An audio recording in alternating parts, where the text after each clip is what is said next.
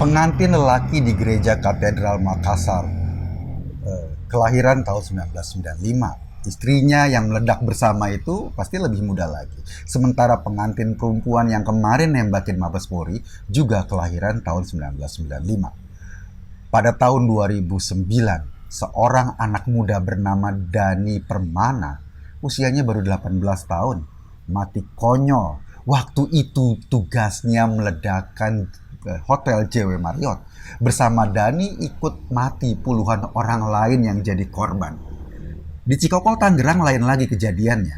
Waktu itu pada tahun 2016 ketika Sultan Aziansah menyerang pos polisi. Lagi-lagi pemuda 22 tahun itu tewas tertembak. Pelaku penyerangan Mapoltabes Medan usianya 24 tahun. Penusuk Bribka France di markas Brimob Kelapa II usianya baru 23 tahun. Mereka-mereka ini masih muda. Mereka mungkin salah pengajian sehingga bisa direkrut menjadi penganut ideologi radikal. Dan akibat yang paling ekstrim, mereka memilih mati untuk membuktikan kekonyolan ideologinya. Anak-anak muda memang menjadi target khusus perekrutan gerombolan para pengasong agama ini. Usia yang masih gamang mencari jati diri adalah lahan subur untuk dimasuki oleh doktrin-doktrin yang gak jelas. Menurut BNPT, para perekrut gerombolan ini sekarang fokus mensasar anak-anak usia 17-24 tahun untuk dicekoki doktrin kebencian dan kemudian diubah menjadi monster. Tapi proses rekrutmen itu sebagai teroris cuma di ujung. Sebelumnya atau jauh sebelumnya, kuping-kuping anak muda kita sudah dicekoki dengan berbagai informasi yang memercikan kebencian atas nama agama. Ceramah-ceramah ustadz yang menganjurkan permusuhan setiap hari gampang mereka akses. Guru-guru sekolah mengajarkan sikap toleransi sejak di bangku pendidikan. Bahkan anak-anak TK sudah didoktrin. Ceramah di TV, radio, medsos membentuk masyarakat dengan cara berpikir yang saling curiga antar kelompok masyarakat yang berbeda. Dan yang paling menjengkelkan, para politisi memanfaatkan isu agama demi ambisi politiknya. Isu agama ini memang tampaknya dapat menarik suara pada saat pemilihan umum atau pemilihan legislatif. Mereka nggak peduli jika dampak jangka panjang yang ditimbulkan ketika memainkan isu agama itu sangat berbahaya bagi bangsa ini.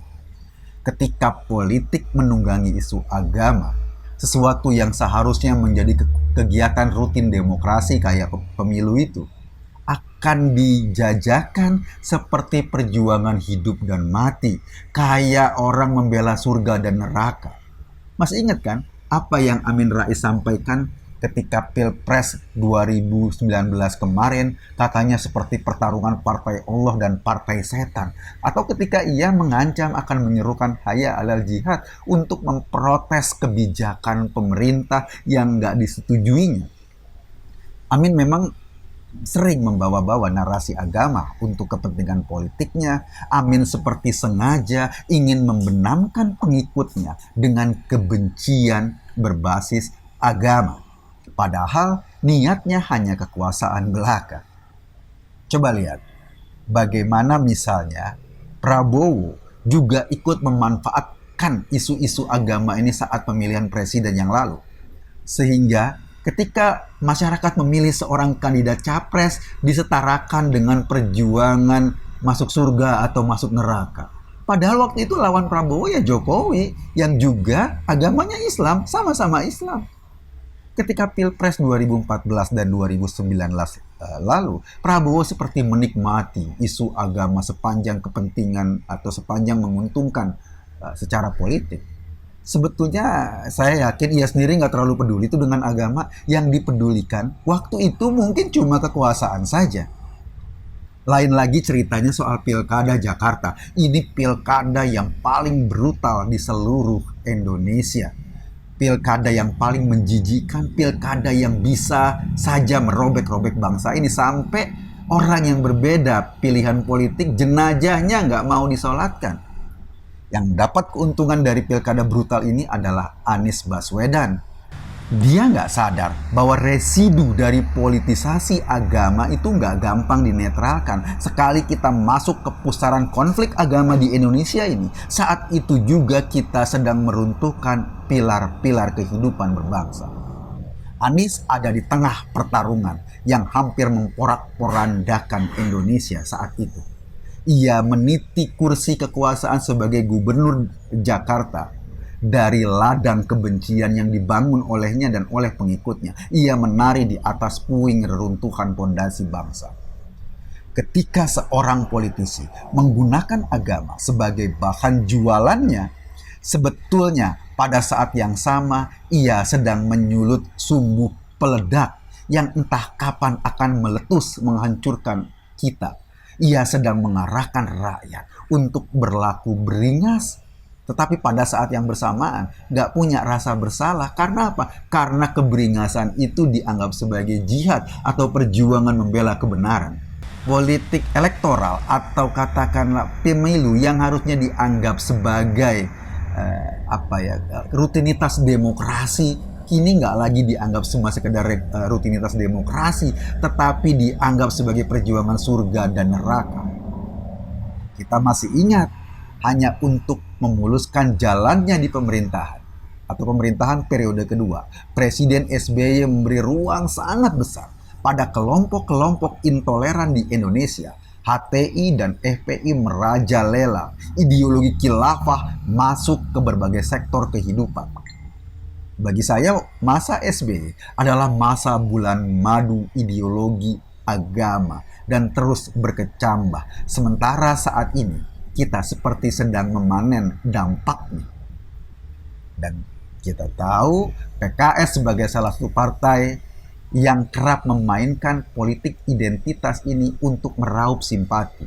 Yang perlu diwaspadai sekarang, PKS mulai berganti wajah. Ia mengganti logo partainya, mengganti warna dasarnya. Yang tidak diganti adalah cara berpolitiknya. Tetap sama saja, mengasong agama untuk kekuasaan. Anak-anak muda kita yang gamang dicekoki oleh kebencian politik yang mereka dapatkan informasinya dari TV, dari media sosial, dan dari mana-mana. Mereka kemudian bereaksi. Mereka yang terpapar ujian kebencian ini akhirnya mencari pendalaman lebih lanjut. Ketemulah mereka sama para perekrut kelompok-kelompok bengis seperti Al-Qaeda, jaringan ISIS, jaringan JAD, MIT, atau JI. Setelah itu, jadilah mereka monster yang menebarkan teror, dan kita baru saja melihat dampaknya kemarin. Kita sih bukan politisi, kita cuma rakyat biasa, tetapi kita penting untuk menjaga bangsa ini. Kita nggak terlalu peduli partai mana yang menang, kita nggak terlalu peduli siapa presiden kita. Yang kita pedulikan adalah kelangsungan bangsa ini terus-menerus sampai ke depan. Di mata saya nggak akan pernah memberi ruang dan dukungan pada politisi yang memainkan atau terbukti memainkan isu agama sebagai bahan tunggangannya. Kenapa? Karena saya tidak ikhlas kalau mereka bisa menggunakan agama yang berbahaya itu untuk menghancurkan bangsa ini. Apalagi yang bisa saya harapkan dari politisasi seperti itu? Agama harusnya dipahami sebagai dasar moral kita, bukan sebagai tunggangan politik. Kita penting untuk terus mengamati ulah mereka. Kita penting untuk terus melihat gerak-gerik mereka. Agar apa? Agar kita tidak terjebak pada arus politisasi agama yang pada akhirnya berakibat pada runtuhnya pilar-pilar kebangsaan kita. Nah, yang paling penting adalah jangan pernah memberi ruang pada politisi yang pernah menggunakan isu agama sebagai bahan tunggangannya. Sebab kalau kita memberi ruang pada mereka, sama saja kita juga ikut menyulut bom waktu untuk menghancurkan bangsa ini. Sebab ini Indonesia, kitalah yang harus menjaganya. Terima kasih.